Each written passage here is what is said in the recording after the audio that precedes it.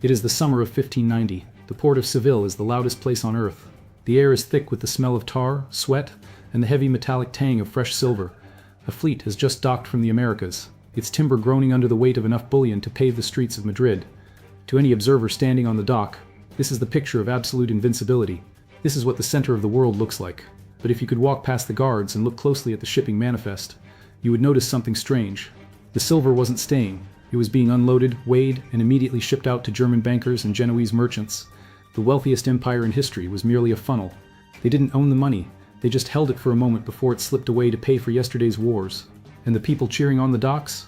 They were about to learn the hardest lesson in economics, that having all the money in the world is the fastest way to lose it. By the turn of the 17th century, the Spanish crown controlled 83% of the world's known silver supply. 83%. In modern terms, imagine one corporation holding the keys to nearly every server, every barrel of oil, and every ounce of gold on the planet. By all conventional logic, Spain should have been the master of the universe for 1,000 years. But if you walked through the streets of Madrid in 1600, you wouldn't see prosperity. You would see beggars who had been skilled artisans just a generation before. You would see bread prices that had risen by 400%, while wages had barely moved. The average citizen in Paris or London, cities with a fraction of Spain's bullion, was eating better, living longer, and saving more than the citizens of the empire that owned the money. Why? Because the Spanish elite had fallen into the oldest trap in economics. They confused currency with wealth. Money, at its core, is nothing more than a claim on labor and energy. It is a token that says, I have produced something of value, and I am owed something in return. But when the silver fleets arrived, Spain didn't produce anything. They simply printed the claim. They injected massive amounts of liquidity into a system that had a fixed amount of goods. And when you double the money supply without doubling the number of shoes or swords or bushels of wheat, you don't get twice as rich. You just make everything twice as expensive. This was the price revolution. It wasn't a natural disaster, it was a mathematical inevitability. But the poison went deeper than just high prices. The easy money destroyed the nation's work ethic. Why would a Spanish nobleman invest in a wool factory or a shipyard? Projects that are risky, difficult, and take years to pay off when he could simply wait for the next ship to dock. Why would he farm the land when he could just buy grain from the French? Slowly, imperceptibly, the domestic economy began to rot. Spain stopped making things. They outsourced their survival to the very nations they were trying to dominate. The silver that flowed into Seville didn't stay there. It flowed right out to pay the Dutch for timber, the English for textiles, and the Italians for banking. The empire thought they were the masters because they held the coins. In reality, they were just the customers. And as every business owner knows, the customer eventually runs out of money, but the producer keeps the factory. Spain had become the poorest rich country in history, a nation of consumers with nothing to sell but a dwindling pile of stolen metal.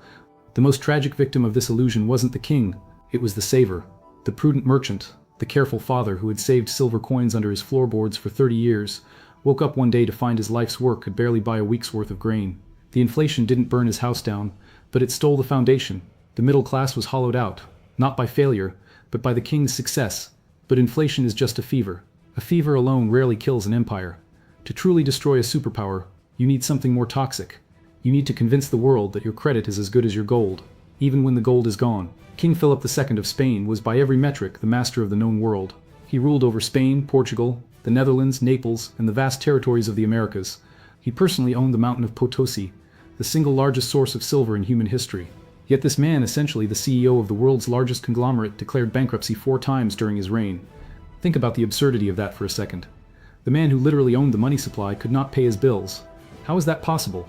It wasn't just incompetence. It was a structural addiction to a financial product that was far more dangerous than silver. The empire had discovered the bond market. In Spain they called them juros. These were not simple loans, they were royal bonds, guaranteed by the king's word and secured against future tax revenues. For the Genoese bankers who funded the empire, these bonds were the ultimate asset. Why? Because lending to the global hegemon seemed risk-free. The king was, in the parlance of our times, too big to fail. This created a 16th century version of an exorbitant privilege. Because Spain projected absolute power, they could borrow amounts that would have crushed any other nation. They could run deficits that defied gravity. The bankers kept lending, not because the math worked, but because the narrative worked. They believed that the flow of silver would never stop. But here is the trap that every reserve power eventually steps into. The empire stopped using debt to build infrastructure or capacity. Instead, they used it to fund consumption in endless wars in Flanders. They burned capital to maintain the image of dominance. By the 1570s, the interest payments on the juros were consuming more than half of the national budget. Every ounce of silver arriving in Seville was essentially spent before it even left the mine. The richest empire on earth was living paycheck to paycheck. So, what did they do when the math stopped working? Did they cut spending? Did they retreat from their foreign wars? No, they did what every dying empire does. They issued new debt to pay the interest on the old debt. They created a sophisticated financial machine designed to hide the insolvency. It works beautifully for a decade or 2 or 5. It looks like stability. It feels like wealth. But stripped of the royal seal and the fancy Latin terminology, it was nothing more than a Ponzi scheme sanctioned by the state. And like all Ponzi schemes, it required a constant inflow of fresh money to keep the illusion alive. When that flow stuttered, the king didn't negotiate. In 1557, and then again and again, he simply decreed that the debt was void. He defaulted. The shockwave was instant. Banking dynasties in Italy that had stood for generations were wiped out overnight. Supply chains across Europe froze. The king shrugged. He had an army. The bankers only had ledgers. He understood something the markets didn't. When you owe the bank a little, you have a problem. When you owe the bank everything, the bank has a problem. But a default is not a solution. It is a signal. It tells the world that the empire is no longer a legitimate business. The exorbitant privilege evaporates. The credit window slams shut. And once a decaying empire can no longer buy the world's loyalty with easy money, it has to pivot. It has to find a new way to extract value to keep the lights on. When the checkbook stops working, the cannons come out. When Vasco da Gama arrived in the Indian Ocean in 1498, he faced a humiliating reality. The markets of Asia were already thriving, filled with textiles, spices, and porcelain that were vastly superior to anything Europe could produce. The local merchants looked at the Portuguese goods, rough wool, iron pots, trinkets, and laughed. Portugal had nothing the world wanted to buy. In a free market, this is where the story ends. You go home, you innovate, and you try again. But the Portuguese nobility did not believe in free markets. They believed in monopoly. And they realized that while they couldn't compete on quality or price, they had one distinct advantage. Their ships were essentially floating artillery batteries. So they pivoted. They didn't try to become better merchants. They decided to become the world's first global protection racket. They implemented a system called the cartas. History books often describe this politely as a safe conduct pass. That is a euphemism. In the language of organized crime, it was a shakedown. The pitch was simple. Any ship sailing in the Indian Ocean, whether it was Arab, Indian, or Chinese, had to purchase a cartas from the Portuguese crown. If you had the pass, the Portuguese Navy would protect you. If you didn't have the pass, the Portuguese Navy would sink you, steal your cargo, and burn your vessel. Let's be very clear about the mechanics here. You were not paying them to protect you from pirates. You were paying them to protect you from them. This was not trade. This was violence as a service. Portugal seized strategic choke points, Hormuz, Goa, Malacca, and turned them into toll booths. They didn't care about the complex logistics of moving pepper from farm to table. They simply inserted themselves at the narrowest part of the route and demanded a cut of the action. Economically, this turned the empire into what we call a red distribution enterprise. They created zero new value. They didn't build faster ships or better warehouses. They simply utilized kinetic force to transfer wealth from the productive class, the Asian merchants, to the extractive class, the Portuguese military. It was a brilliant short-term play. The profit margins on violence are exceptionally high until they aren't. Because this business model relies entirely on one variable, maintaining the biggest gun in the room. It creates no loyalty, only resentment. It builds no infrastructure, only fortresses. The moment a competitor arrives with equal firepower and a slightly better deal, your entire monopoly collapses. But the real cancer of this strategy wasn't the enemies it created abroad. It was what it did to the soul of the empire at home. When a nation decides that stealing is more profitable than making, it attracts a specific type of person. It doesn't attract entrepreneurs, engineers, or innovators. It attracts mercenaries. It attracts men who view a government post not as a responsibility, but as a hunting license. The Portuguese crown thought they were building a centralized machine of extraction. In reality, they had built a decentralized network of thieves, and they were about to discover that when you hire men to enforce a racket halfway across the world, it is very difficult to stop them from stealing from the boss. If you want to understand why empires rot from the inside, you have to look at the map. In the 16th century, the distance between the royal palace in Lisbon and the viceroyalty in Goa was 6 months by sea. If the king issued a command, it took half a year to arrive. If the governor in India had a question, the answer took a full year to return. In that silence, the king is just a painting on a wall. The man on the ground is God. This created the textbook definition of the principal-agent problem. The principal, the king, owned the capital. But the agents, the captains, governors, and officials, controlled the operations. And because the principal was blind and deaf for 12 months at a time, the agents realized something very important. They could privatize the profits and socialize the costs. The crown, in a stroke of accidental genius, made this worse by implementing a 3-year term limit for overseas posts. The logic was to prevent anyone from building a rival power base. The reality was that it created a perfect incentive for short-term looting. Put yourself in the boots of a Portuguese official. You have endured a hellish voyage where half the crew died of scurvy. You have arrived in a hostile land, and you know with absolute certainty that you have exactly 36 months to set yourself up for life before you are recalled. You don't plant trees, you don't build relationships. You stripped the copper wiring out of the walls. The first year was spent learning how to steal. The second year was spent stealing everything that wasn't bolted down. The third year was spent packing up and hiding the evidence. The corruption wasn't subtle. It was written into the contracts. Captains were given an allowance called quintiladas, personal cargo space on the king's ships. In theory, this was a perk. In practice, captains would throw the king's pepper overboard to make room for their own diamonds and porcelain. The king paid for the ship. The king paid the soldiers. The king took the risk of the shipwreck. But the captain kept the highest margin profit. It was the ultimate corporate expense account abuse, running on a global scale. Now you might ask, why didn't the king stop it? He had spies. He knew the books didn't balance. Here is the darkest truth of the system. He didn't stop it because he couldn't. The Portuguese Empire was built on a feudal structure. The king needed the loyalty of the fidalgos, the nobility. He didn't have the cash to pay them market rates for their service, so he paid them with the opportunity to be corrupt. The governorship of Mozambique or Malacca wasn't a job, it was a reward. It was a license to extract. Corruption wasn't a bug in the software, it was a feature. It was the compensation package. This erased the line between public service and private enrichment. The officials didn't see themselves as servants of the state. They saw the state as a host organism, and themselves as the parasite. And as long as the host was big enough, nobody worried about the bleeding. But there is a problem with parasites. They don't know when to stop. Eventually the host gets too weak to hunt. By the early 1600s, the Portuguese state in India was bankrupt. Its ships were rotting, and its fortresses were crumbling.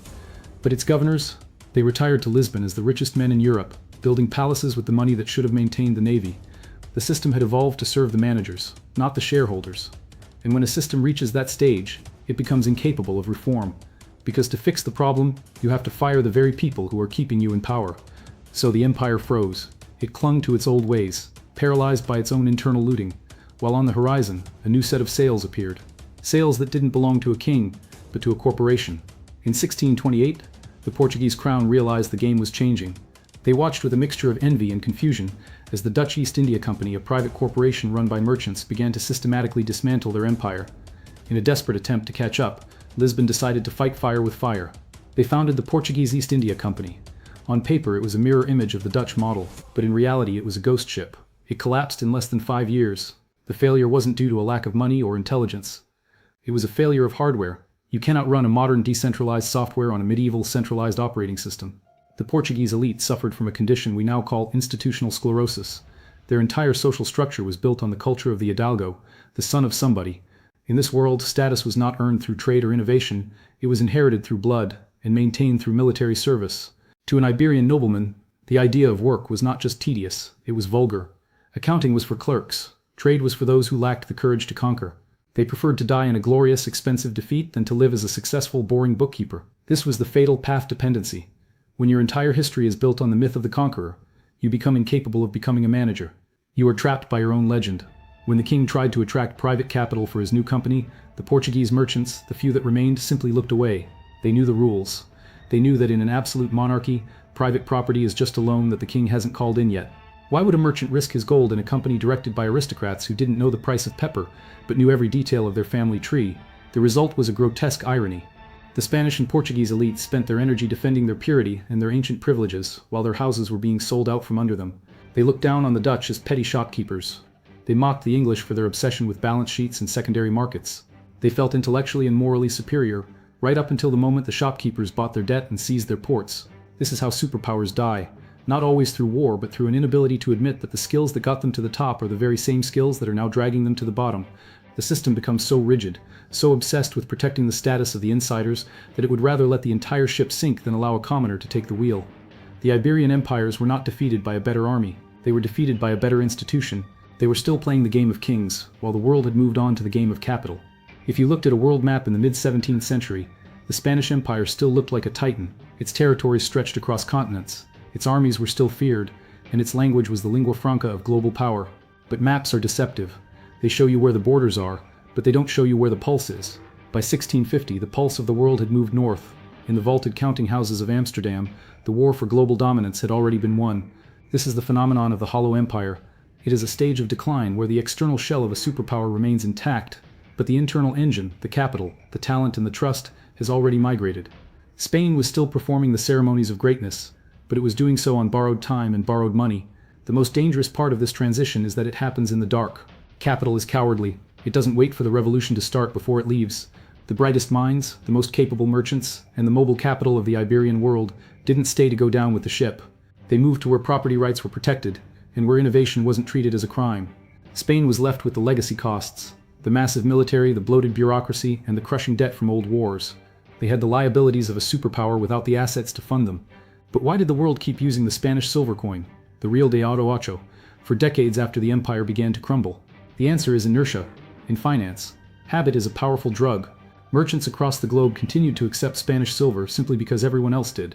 It was the safe haven of its time, not because it was intrinsically healthy, but because there was no perceived alternative yet. This creates a false sense of security for the decaying power. The elite in Madrid looked at the continued global use of their currency and convinced themselves that they were still indispensable. They mistook the world's laziness for the world's confidence. But financial trust is like glass. It stays solid until the moment it shatters. In 1700, when the last Habsburg king, Charles II, died without an heir, the illusion finally evaporated. The world realized that the indispensable empire was now just a vacuum, waiting to be filled by the French, the English, and the Dutch. The inertia stopped.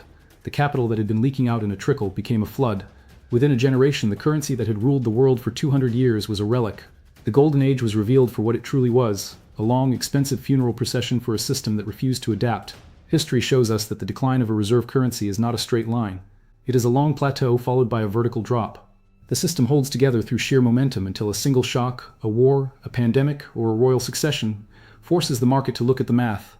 And once the world starts doing the math, no amount of tradition or past glory can save you. The transfer of power is complete not when the maps are redrawn, but when the first merchant decides that a new piece of paper is worth more than your old mountain of silver. The decline of a reserve power is rarely an explosion. It is a slow, methodical suffocation. It starts when the ease of printing money replaces the difficulty of production. It accelerates when debt becomes the only tool left to maintain a lifestyle the nation can no longer afford. And it becomes terminal when the institutions are too rigid to reform, and the elite are too comfortable to care. The lesson here isn't just that empires fall, it is that they almost always build the trap themselves. The systems we live inside today, the staggering leverage, the perpetual deficits, the reliance on a single global reserve, these are not modern inventions. They are simply the latest iteration of a very old cycle. History is exceptionally clear on one thing. Math does not care about your past glory. It does not recognize your exceptionalism. It only recognizes the balance sheet. The capital always moves to where it is treated best. The question is, are you watching the maps drawn by politicians, or are you watching the ledgers written by the market? If you want to understand the patterns before they repeat and see the mechanisms that remain hidden from the crowd, subscribe to Financial Money History. If you recognize the pattern today, leave a number 1 in the comments. The exit is always silent. Make sure you're not the last one left in the room.